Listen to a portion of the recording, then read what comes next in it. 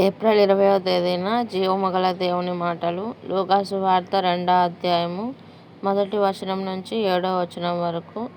ఆ దినములలో సర్వలోకమునకు ప్రజాసంఖ్య వ్రాయవలెనని కైసరు ఔగస్తు వలన ఆజ్ఞ ఆయెను. ఇది కురేనియా సిరియా దేశమునకు అధిపతియై ఉన్నప్పుడు జరిగిన మొదటి ప్రజాసంఖ్య. అందరును ఆ సంఖ్యలో వ్రాయబడుటకు తమ తమ పట్టణములకు వెళ్ళిరి.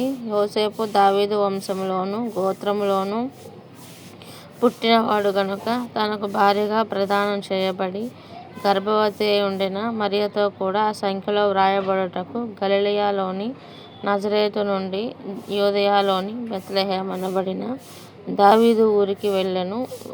వారక్కడ ఉన్నప్పుడు ఆమె ప్రసవ దినములు నిండెను గనుక తన తొలిచూలు కుమారుని కని పొత్తిగుడ్డలతో చుట్టి సత్రములో వారికి స్థలము లేనందున ఆయనను పశువుల తొట్టిలో పరుండబెట్టెను.